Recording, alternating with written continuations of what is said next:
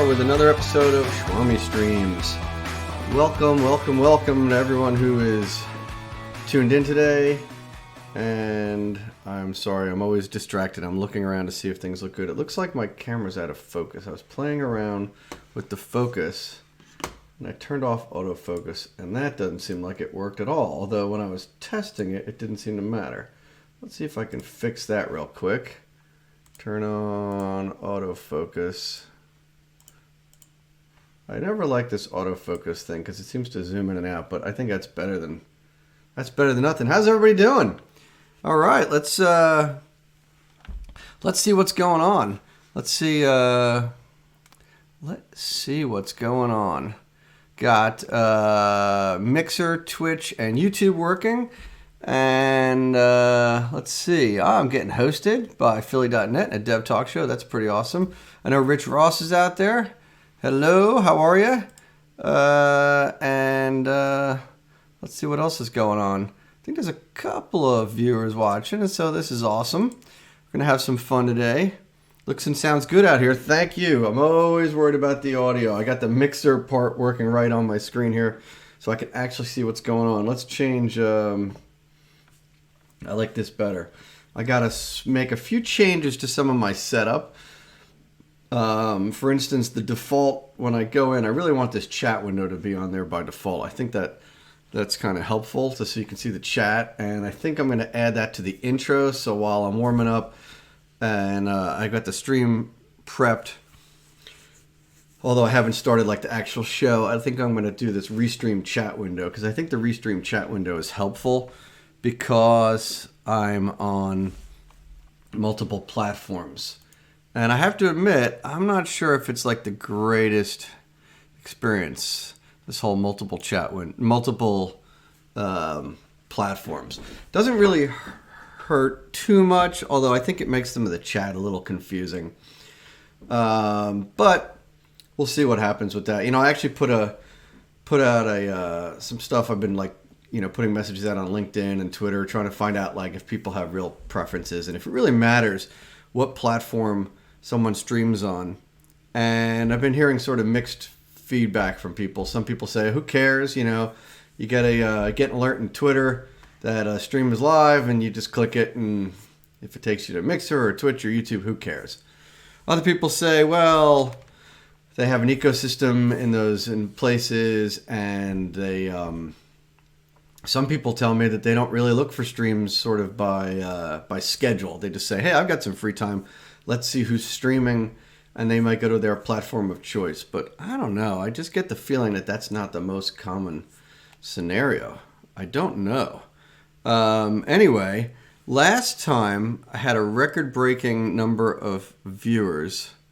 Not sure I'm going to hit that today. I don't know how I pulled it off last time. But... it was sort of impressive somehow that I had like 18 viewers watching, and I think 3 of them were me, which is fair because I have like a couple of browser windows going.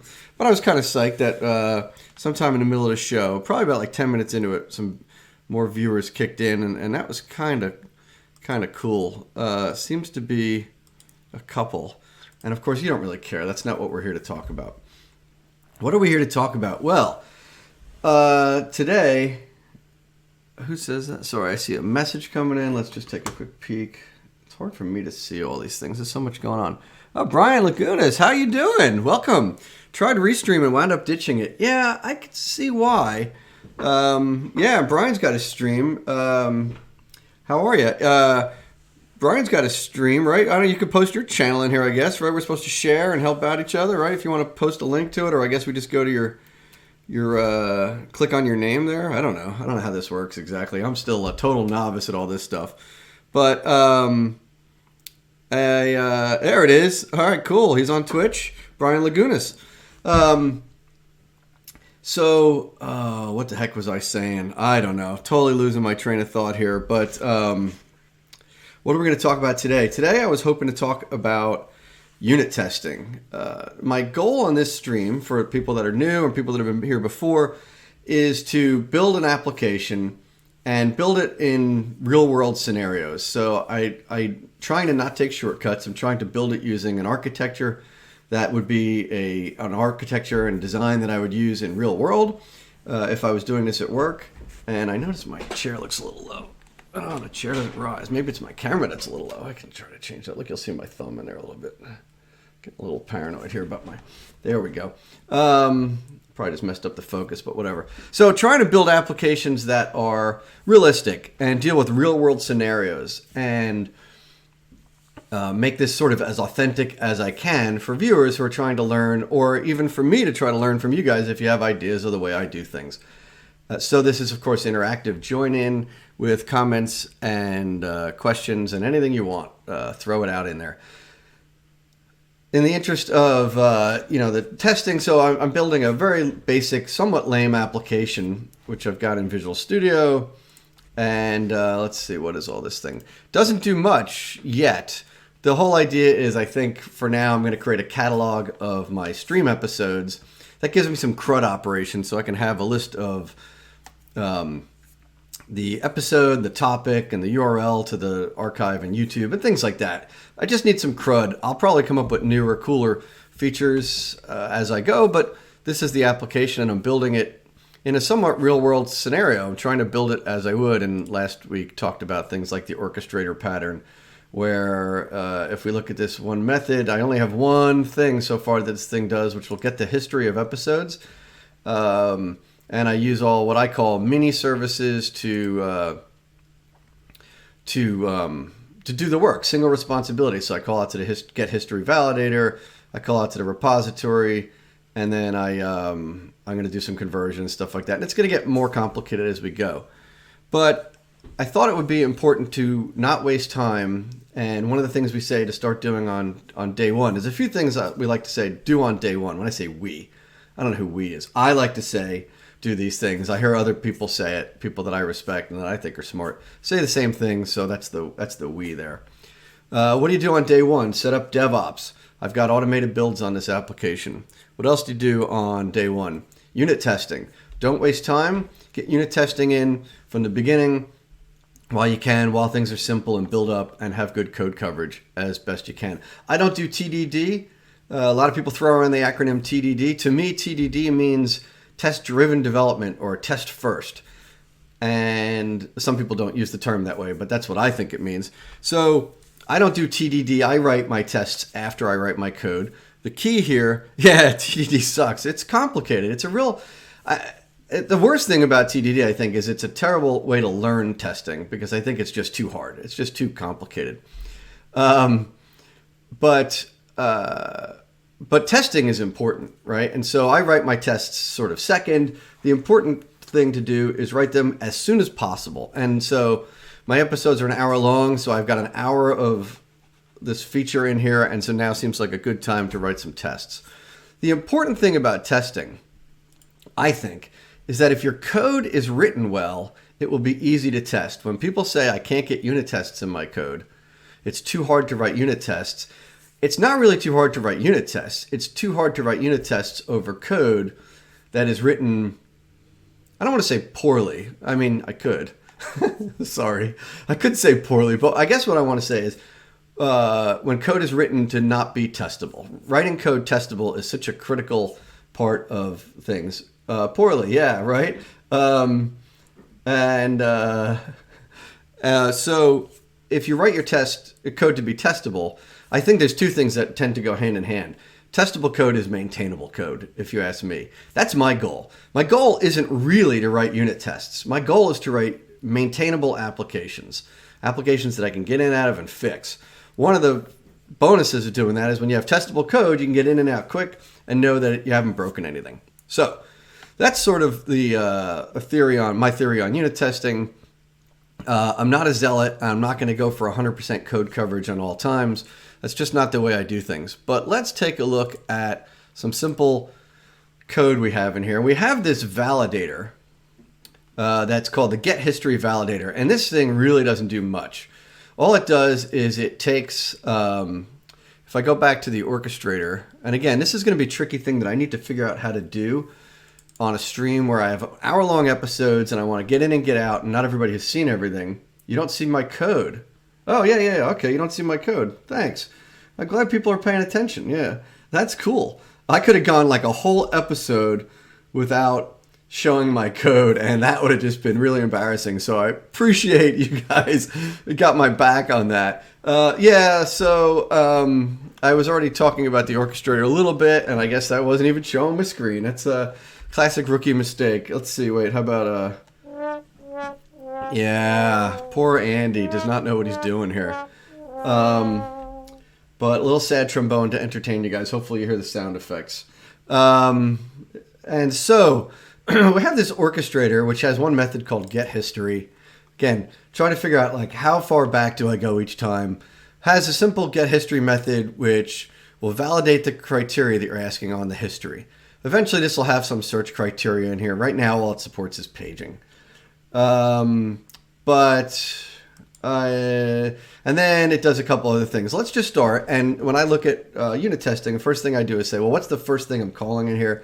I'm going to look at testing these, what I call mini services first. These mini services are these small single responsibility classes that do things. And so the first one I have is a getHistory validator, which takes a getHistory DTO.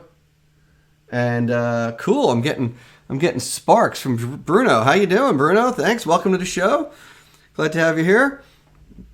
So I've got this getHistory validator, and it takes the DTO. The DTO is super simple right now, but that's okay.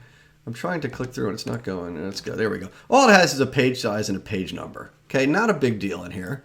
And I have some validation on this. The validation is that it has to be page number has to be greater than 0, and the page size has to be greater than 0. Again, in thinking about unit testing, what we're testing, the business rule isn't that important. It's important, but what the business rule is, whether it's a silly business rule like this or a complex business rule, we're going to follow the same process to testing this thing. So what I like to do is I like to create a additional project for my unit tests, and I think everybody does this pretty standard way of doing things. And so I'm going to create a .NET Core class library, and I'm going to call it, I already can't see the thing. Yeah, what am I calling it? I'm going to call it Swami. That's off screen a little bit because this thing is so big, and I can make this smaller. There we go. Okay. I'm going to call it Swami streams backend tests. Simple as that. And I'll create this little, let's see, class library, .NET Core.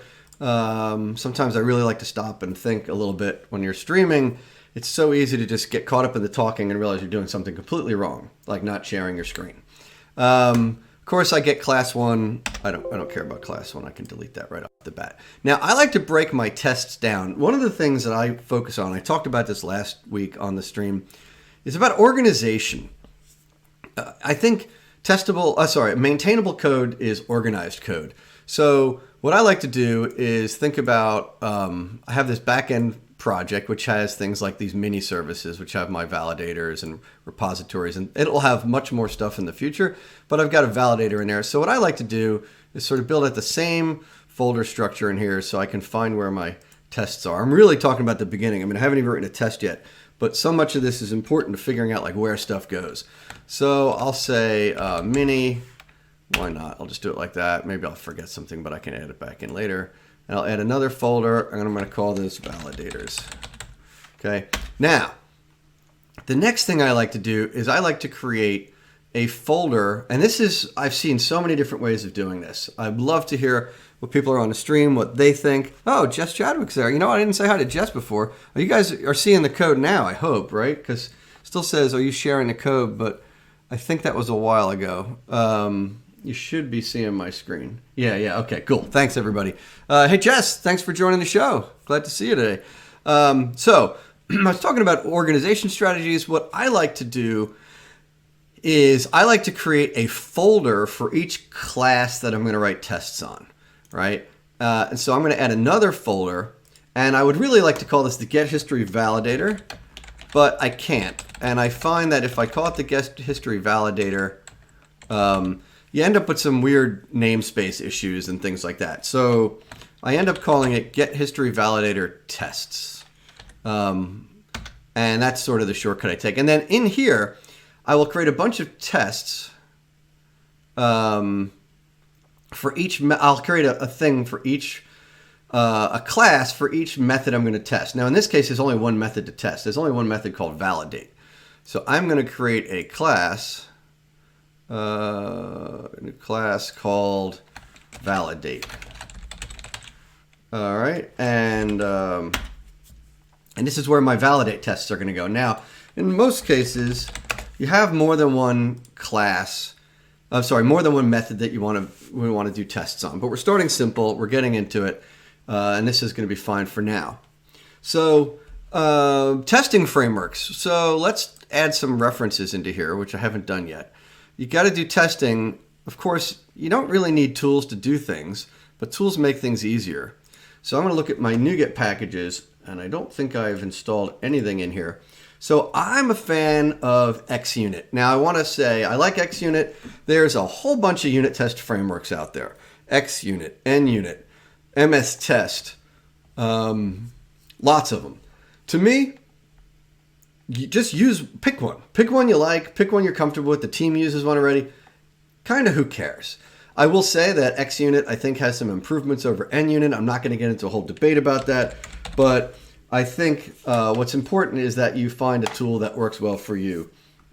I'm going to add in Xunit, and let's add that in here. So first I'll add in Xunit, of course, that kind of stuff. Xunit for the win, yeah. I like it, but again, there's a lot of tools out there.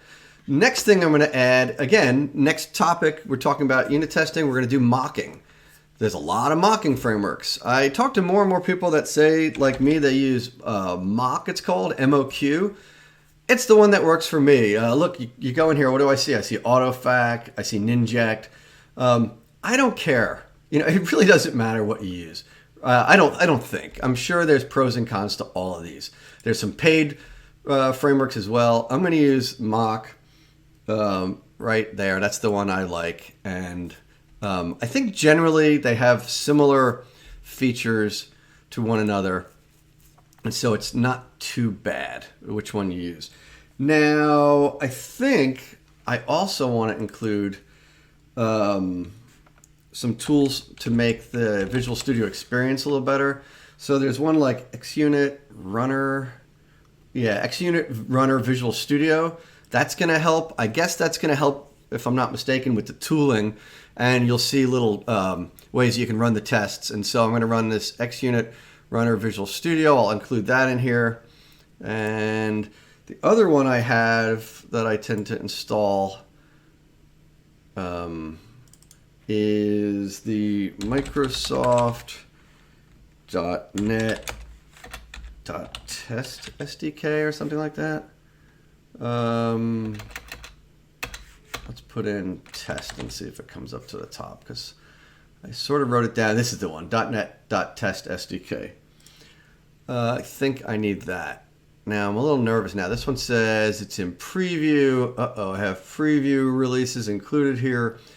Hope that isn't going to get me in the wrong place. 16.4. I wrote down some stuff that I had in another example, and I was using 16.4. I don't know what the preview one was, but hopefully wasn't paying attention and didn't notice I had this include pre-release checked here. Let's see if I could take a look at my dependencies in here real quick. 16.4, 4.13 I think is what I want for that. 2.4.1 and 2. Yeah, this is good. It actually didn't get me into any trouble. Okay, so it's always good to compile once in a while, by the way, just to see if things are working before I get myself into too much trouble. And so, okay, we got the build. Unit testing.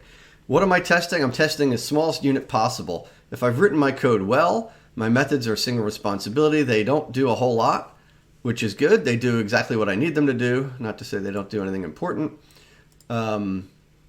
And so what I like to do when I'm writing tests is I like to split my view. Now, I don't know. Everybody's got different ways of doing things. What I like to do is have a test class over here and the thing I'm testing on the on the left, and I can see both things. I'm just trying to throw out tips. If anyone else has other ways of doing it, maybe share those. If you have multiple screens, multiple monitors, I guess you can do similar things, even more space, but for screen sharing today, probably not the best idea. The next thing I like to do is I like to go through and name some tests that I want to execute. Before I even start writing them, what do I want to test? Figuring out what to test is really the important part. And if you name it the right way, you're going to have a test that is not confusing and it's going to do just what you want. I just start out, I know I could just put these in notes or in comments, but I just go ahead and name them. And so if I look at my business rule, this validator, what do I want to do? I want to make sure that page number must be greater than 0, right? So how about that for a test? Page number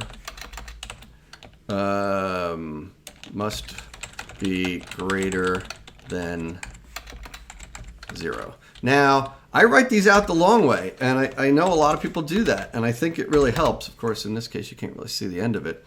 I could have named this something like greater than 0, or page number validation or something like that. But if you have a business rule, regardless of how silly this business rule is in this case, the more explicit you can be on the naming, the better it is. And it really helps you write the test because the test is named right. And let's just go with this next one that says page size. Page size must be greater than 0. Those are really the business rules. Probably these silly messages I'm sending out from validation when they're not. Maybe this isn't right. Maybe not valid isn't really a very good error message. It makes me think. One of the things I love about testing is it makes me think differently. Now, I was in a hurry when I wrote this code last week, and I just threw this message out here. But now that I'm testing it, I'm thinking to myself, page number is not valid. It's a terrible message. I want to give somebody what is it? What do they need to fix? So maybe I should say page number must be greater than 0. I can do it like that. And the point is that unit testing often, to me, makes my code better because I think about it differently, and going through the process, I look at it from multiple perspectives and things like that. So I've got 2 tests here. These are probably be a good little simple start for us, and these are going to be really easy to test, I hope. First thing I need to do is I want to execute the test. And so in order for it to be considered a test, something that can be run by the tooling, I have to put an attribute on it. Now I'm using Xunit, and Xunit says make it a fact. And if you call it a fact, let's see. Yep, it says using Xunit.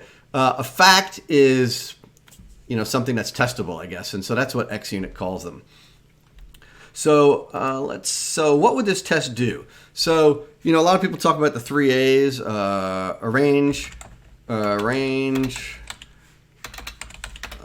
act, and assert, right? That's a nice clean way to set up a unit test. I don't always write it out like this, but I'll do that. So if I want to, sometimes assert, I can almost write the assert first. What the first thing I want to do, and there's a cool syntax once you have these frameworks installed, like Xunit. I can say assert, and I'd love to get into better syntax for creating these asserts, and there's some libraries you can use that do these sort of fluent sentence-like assertions and things like that, and that'd be a great topic to add on as another show. But let's just say I want to, let's see, what am I going to assert here? Hang on, let me think about this for a second. I want to see, so what happens is when this thing goes through and it validates, over here you can see it adds this thing called a validation message. So if my number is is 0 or less, then my validation messages are going to have some data in there. So I guess it might even be easier to start with the act. And what I'm going to say is I want to say get history validator. This is the object, the class that I'm testing, right? And I'll need to add a using statement here. No, get history DTO validator, right? I named it very specifically. It validates the DTO. Good naming is really important. I think, and especially when you get into single responsibility, it's still not working. Oh, I know. Here we go. Can't find it. Why? I did not add a reference from my backend project to my unit test. So let's just simply add reference. There's lots of ways to do this. I'll just use the UI. Nice, easily, and quickly. And now I should get, there it is, using my validators. Okay. So I could call this validator. I could call it whatever I want. I'm going to come back to that in a second. I need to new it up. So I'm going to say I need a new get history DTO validator. Okay. Now, a common practice, I'm running out of space here a little bit. A common practice I see people using, and I started doing this recently, I kind of like it, is to name this object SUT, system under test. Personal preference, I kind of like it because when I end up with a lot of variables in here and a lot of classes as I'm testing and building up things, it's pretty clear to me, like, what is my focus? I'm testing this one thing called this validator. So, okay. So, and then if I want to act on that, that would be part of the arranging. If I wanted to act on that, I'd say SUT.validate. It only has one real method, and it's going to validate a DTO for now. I'll just stick in a new get history DTO. Okay. And the results of this is going to be, let's save our results, is going to be this list of strings, which is the messages. So let's go in there and say assert. I think I can do contains. And I'll say, yeah, the expected substring. So the message we want to get is going to be, I'm just going to grab it from here. Page number must be greater than 0. And I have a period in there, so let's do that. So assert contains, and then the second parameter for the assert is the results, which is a list of strings. Okay, now, so I've got that, and it's not going to pass because I mean, it should fail, quite frankly, because it'll be 0 to start with. So one cool thing, and why am I not seeing? Let's see. I added those libraries, the unit testing libraries, but I'm not seeing any. Like, I should get some help in this UI telling me, like, you can run this as a unit test. I wonder if I need to close. Let's think about this for a second. Let's go back down here. Sometimes I didn't do anything. Maybe I need to turn on something. That has me a little stumped. Live stream, and I'm trying to remember why. I'm probably forgetting something dumb. Well, I can view the test explorer. That's one way to get the tests to go. So let's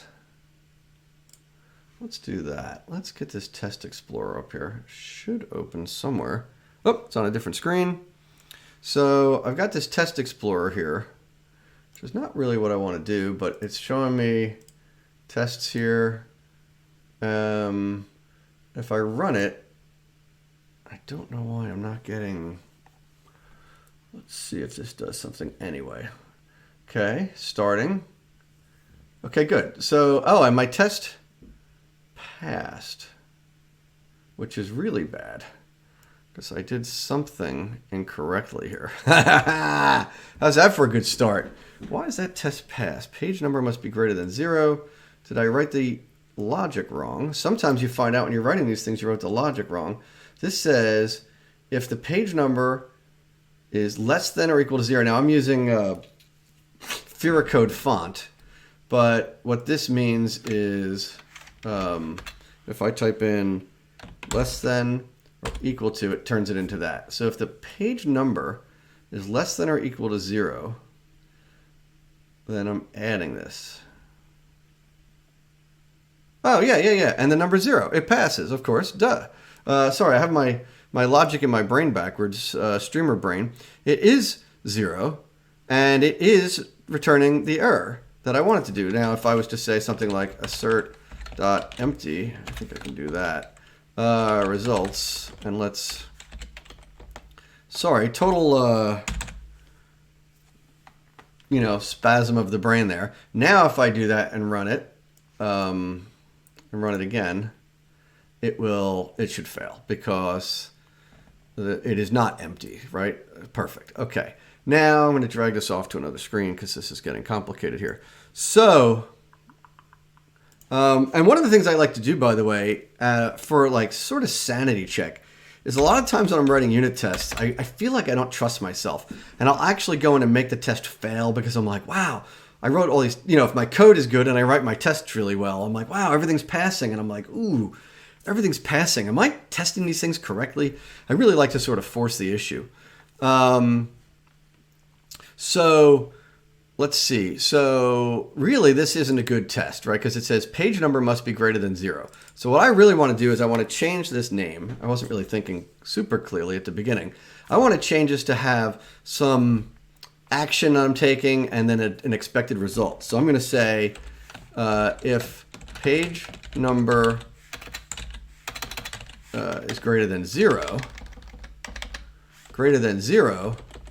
then sometimes I say then, sometimes I say, if then. I might just say returns no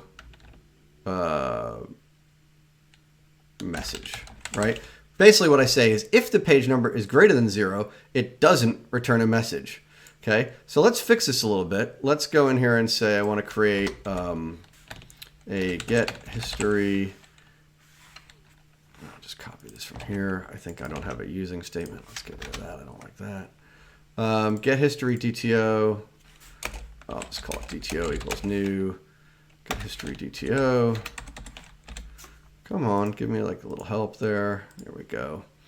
And now I'm going to say something like DTO.page number, and I'm going to say 0. If the page number is, the page number is going to be 5. Okay, I'm picking a number that's greater than 0, and I'm going to say set that, and I'll pass this DTO into here. And so now the test says page number must be greater than 0. And I'm expecting this answer to be there. The page number must be greater than 0. And it is. So I want to go back to this assert. Sorry. Oh my gosh. I would say trying to think and type and stream, to speak and think and type and run the stream at the same time is like, whew, definitely can wreak a little havoc on your brain. Now, I'm still not sure why the testing stuff isn't showing up. I wonder, first of all, live unit testing is really cool, but I'm not sure why I'm not seeing the test stuff in here. I thought I added the right Visual Studio, XUnit Runner, and MS Test, and that should kind of light up this like buttons on here that allow me to like right click and run my unit tests. So it's not doing that. So you know what I'm going to do? I'm going to switch over to the live test unit. I think this is like really cool. So I'm going to show the live unit testing. And I can now say I want to start this thing. And I'm going to leave this up over here. And hopefully this is going to work because the other stuff is not. Start to discover and run tests. And I did, and it's doing stuff. I can see windows popping and going, and it's discovering. Let's see if it puts something in the output window. Building my solution. So it's got to build a solution, and it's so live unit testing is a great tool that allows me. Some things are starting to light up now. That's the live unit testing. What do you call it? Visualizations. What do we got here? The context menu show these options disabled until I open the test explorer because it's when it discovers the unit testing. Okay, thank you, Bruno. So I can do. Whoa. Let's do that. So maybe. Well, I had the Test Explorer open. I had that open before, but maybe there's like, oh look, I could have clicked right in here to get to the live unit testing window. I did not know that. I don't know if you guys can see that. I've got the this thing open here, and this will allow me to go right to live unit testing right from there, which I didn't know about. And open playlist, group by. So I would have thought. Configure run settings. I'm not sure. Bruno's saying the context menu show these options disabled till I open the test explorer, which is this, right? And then I should, what he's saying is I should see the icons, and I don't know what's going on. We'll figure that out. I'm going to move this window off. Anyway, here is the live unit testing window. Now, I don't know if you guys have played with this. This is really cool. It's a very similar kind of window. It tells me that live unit testing is working. You can see right from here that it's running because the run button is grayed out and stuff like that. So what's cool about this is this will test as I type. Okay, as I type and change things, it will run the tests again. And so if I was to do something like this, it's going to re-execute the test. And that time it passed. And something is wrong in my logic. I probably just have this number backwards. If page number is, yeah, I don't know. That's weird. My brain's not working. But in any case, what's really cool about this, just focusing on the live unit testing window, is anytime I change stuff in here, it continues to re-execute the tests. Now, of course, if I do something like this, and I break compilation, that kind of screws it up and it can't test things. So your code has to obviously be compilable in order for it to run it. So that's obvious, right? Now, I want to be able to debug this thing. And so now I'm seeing this is the covered by one test. This is the live unit testing window. I'm going to debug this. Sorry, I see things popping up on different screens in here, and I keep turning my head and like bugging out a little bit. So why isn't this working? Well, I'm sure I did something silly. So let's take a look. And I'll debug this. I guess I say debug all, although you'd think you'd just be debugging one. But all right, let's do debug all. Maybe that's the way live unit testing works. I thought I'm used to seeing much more tooling from here. Just to clarify, I was talking about the issue I had. The missing controls you're looking for might be a missing NuGet package. Thanks, Bruno. I thought I had the right unit NuGet packages in here. I used the run test and debug test. Yeah. And I guess I can do that. Well, anyway, all right, so let's stick with this for a sec here. So, of course, I create this thing, and I don't think it has any dependencies, so that was easy.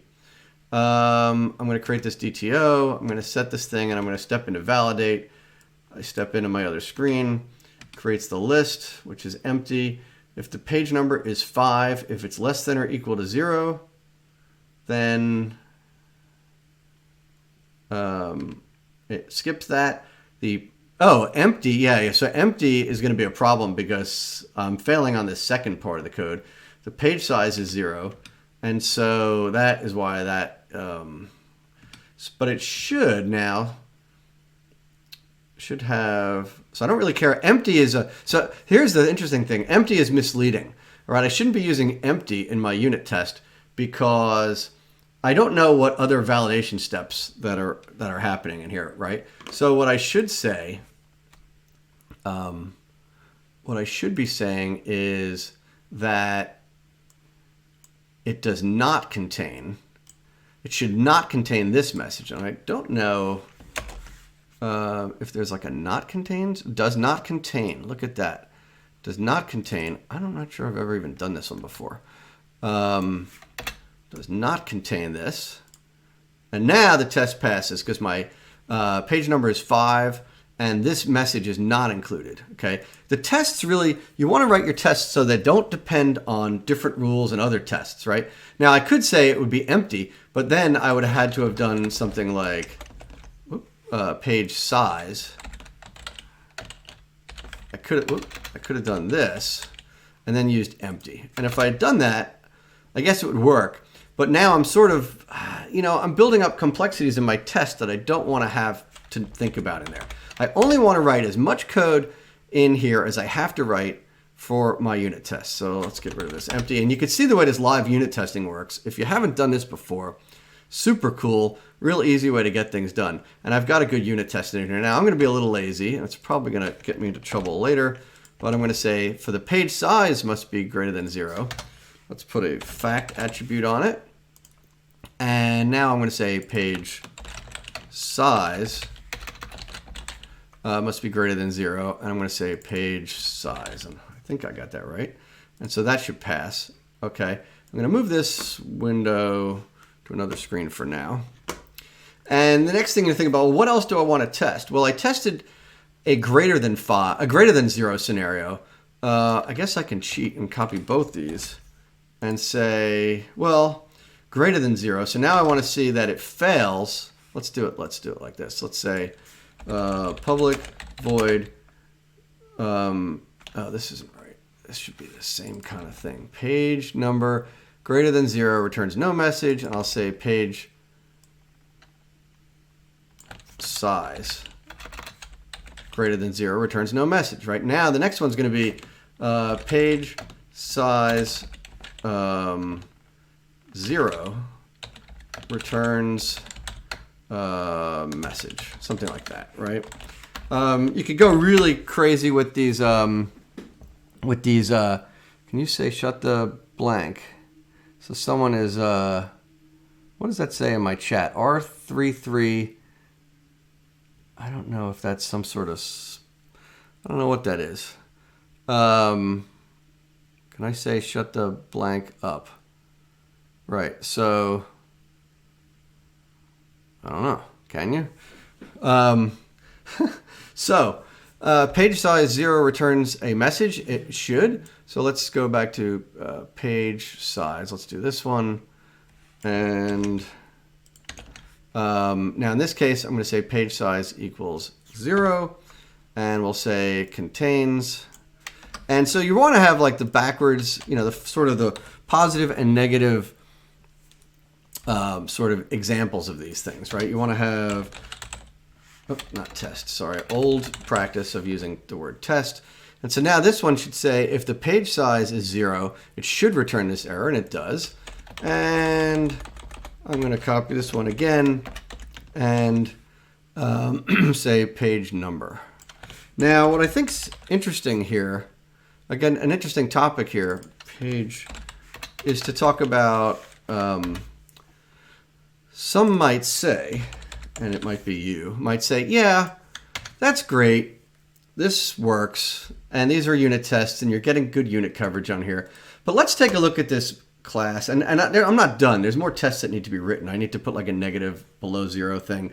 There's so many different tests you can do. And you can take this really far. I only tested, by the way, with the number 5. Why the number 5 up here?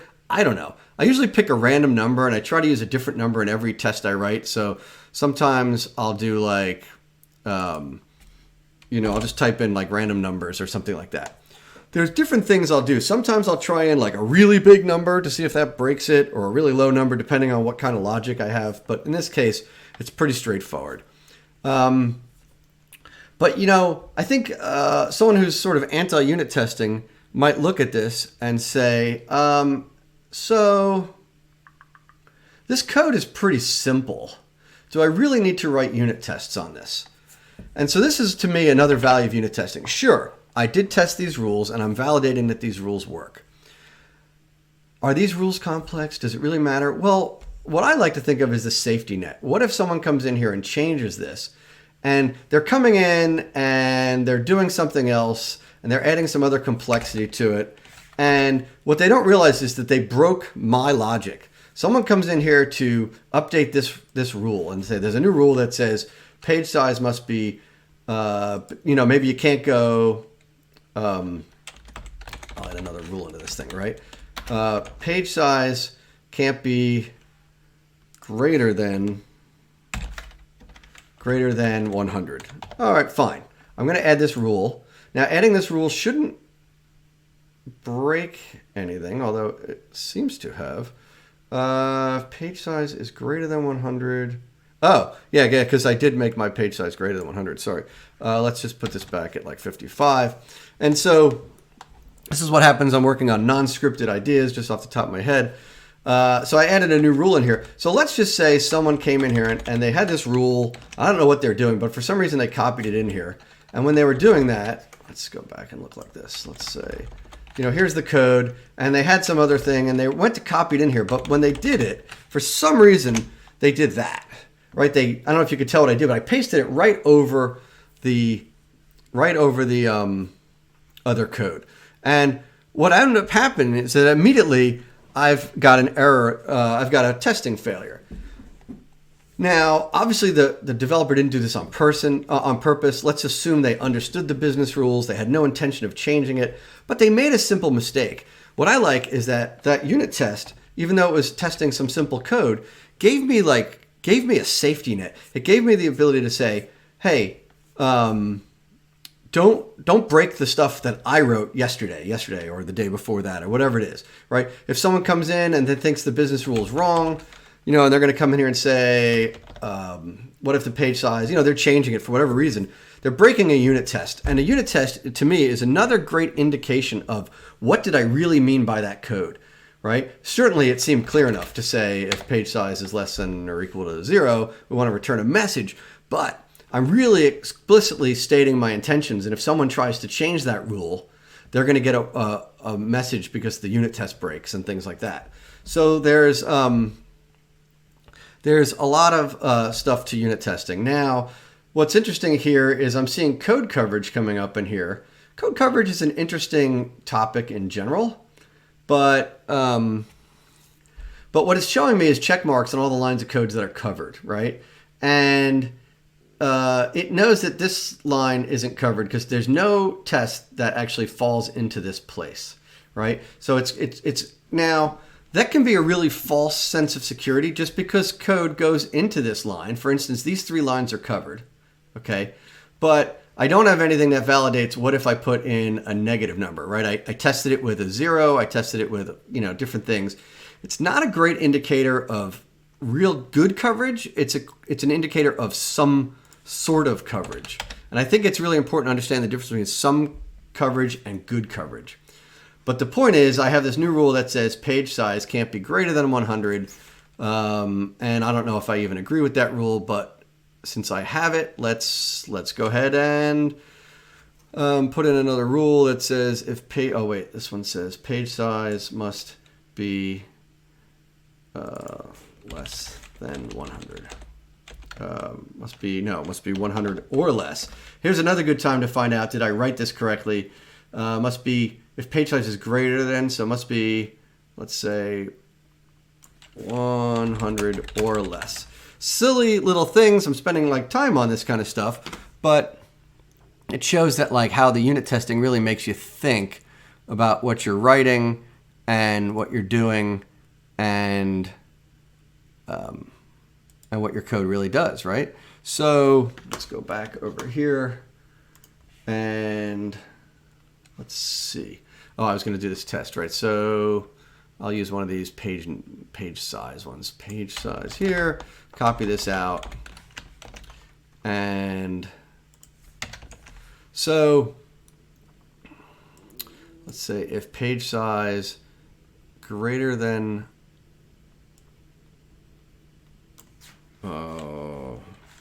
100 returns message. And I'll say I'm going to pick, so let's pick 101. 101 is greater than, and I'll say page size. Now here's a case where when I'm writing these tests, and again, these aren't the most complicated business rules, I'm going to go ahead and write another test for 100. Let's see, page size is 101. Page size must be 100 or less. Page size, does not contain. Okay, contains. See, I cut and pasted, not always the best idea. You got to be really careful when you cut and paste things. So I'm going to write another test that says if page size is 100, then returns no message. And that's because that is allowed. And I call that a boundary condition. And I want to make sure I'm testing all of my sort of cases. Did I put my greater than equal to in there correctly? I'll say does not contain, and that should pass. And again, my live unit testing, talk about making life easy. I really like this feature, and if you like that feature, please do that. I want to take a minute, not done yet, but I want to take a minute to say, hey, if you're watching me now, do me a favor and subscribe to the YouTube channel, or if you're looking at Twitch or Mixer. Please follow me. I appreciate it. If you like what you see, like what you hear, tell a friend. If you don't like it, then don't tell anybody. Or no, tell me actually. Always looking for feedback. Always looking for tips on what I can do better and how I can improve. As you can see, this is only the 5th episode, and I'm probably talking fast. I always talk fast. Hope that's okay. So that's a little bit about that. Also want to say that tonight, today is Wednesday, so Wednesday's at 8:30, although I think tonight at 9, it's a little different. Sometimes the schedule isn't 100%, but hey, let me get to the point. Wednesdays at 8:30 is the Dev Talk Show. The Dev Talk Show is another stream that I'm part of with Chris Gomez and Rich Ross. Rich Ross might still be here. He was on the stream earlier, and I don't know if he's still around, but it is 8:30 for this week. I thought that tonight was at 9 o'clock. But the Dev Talk Show is actually putting a comment in there that says 8:30 for this week.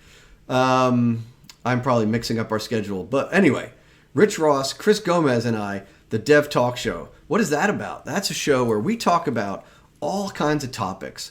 But it's 3 different people with sometimes 3 different perspectives. We have also the same thing. We have the chat window. And we have people can kind of call in, whatever you want to call it. You can write in questions or comments and join the conversation. We talk about all kinds of different stuff. We can talk, sometimes we do code samples and demos. Sometimes we do all kinds of different things. Big guest coming up in a couple weeks. I guess it's 12/12. We're actually going to have Carl Franklin as a guest. Yeah, you heard that correctly. Carl Franklin of .NET Rocks is going to be our guest, which seems a little insane to have him on the Dev Talk Show. Yeah, thanks, Bruno. Right? Totally crazy. This is the guy who pretty much invented the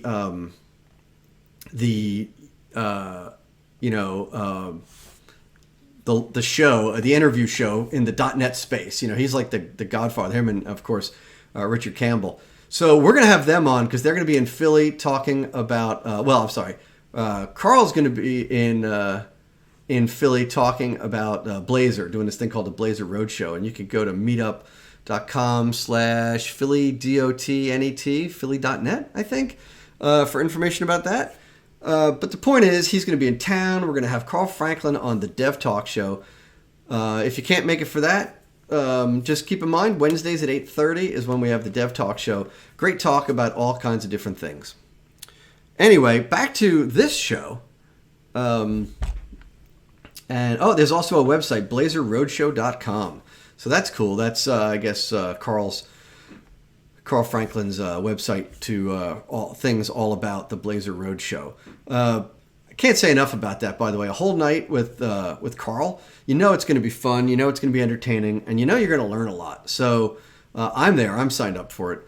And anyway, then we're going to have him come on our show. So I'm going to stop writing tests on this particular thing right now and talk about these kind of tests tend to be somewhat easy. Now, some of them get more and more complicated, and I'll be getting there. We're gonna write a lot of code. We're gonna test a lot of code on this show. I imagine, although today's episode was talking about setting up unit tests and all these kind of things, in future episodes I'll be writing tests. I don't know if I'll go into this level of detail on all the thought process. Won't have time. But I'll be writing more code, and I should be testing it. But then, you know, I think these tend to be pretty clear. And I think I know what my next episode is going to be right now because it's coming up on 1 o'clock, and I like to try to wrap these things up in close to an hour. So next week's show, I want to do unit testing, but I want to show how you would unit test this orchestrator, this episode history orchestrator, which is the thing that calls my get history DTO validator. That's relatively easy to unit test.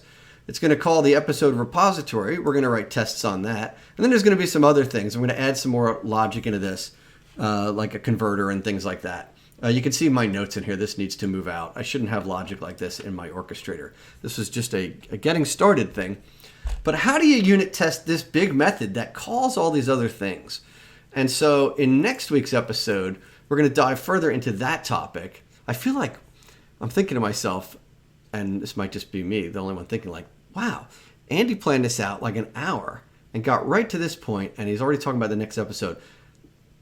No, I got lucky, and I'm looking at this, and I'm thinking, well, I kind of landed at a good coincidentally, good timing here. So in the next episode, I'm going to talk about how do you do this. And so each one of these things, these orchestrators, call other classes. All these classes are injected in. In this case, there's only 2. There'll be more. Sometimes the plan just comes together. Thank you. So I've got these 2 classes that are injected in, and we'll talk about how we can test those. How we can test this whole method in the context. And so I guess a good point to bring up then is, when we talk about single responsibility, what is the responsibility of this get history method? It's not to validate the DTO. That's this thing's job. It's not to get the data. That's the repository's job. It's to orchestrate. This thing is called an orchestrator, the episode history orchestrator. So what would I test? I would want to test, did it call the validator? Did it pass the right parameters to the validator? Did it return the results if there was a problem from the validator? If there wasn't a problem from the validator, did it continue and go call the episode repository? Did it do all the right steps? Okay. Did it do them in the right order? Okay. And they're really not that hard to write, these tests, if you write your code unit testable. If you use mocks and you have interfaces, and you can easily mock things out with a library like mock, which we'll get into. And I hope that kind of information is helpful. I hope today's show was helpful, and I hope you'll come back again next week at noon. Wednesdays at noon is, thank you. Already looking forward to it, Bruno. Well, I'm looking forward to having you here with me. Wednesdays at noon on Mixer, Twitch, and YouTube. I don't care where. It's up to you. But the archives are always on YouTube, and that's it. That's pretty much a wrap. Again, really psyched. I had a bunch of people here. Thanks for being here. Bruno and Dev Talk Show, and Jess was here. Thanks for saying great show. Jess was here earlier. I'm not sure if he's still around. Brian Lagunas, thanks again, and I appreciate the comments and the tips and the people who participated. Still learning, still getting the hang of this thing, but I'm pretty happy with this episode. So with that, hope to see you guys tonight on the Dev Talk Show. Until then, and until next show, thanks so much. Enjoy your day.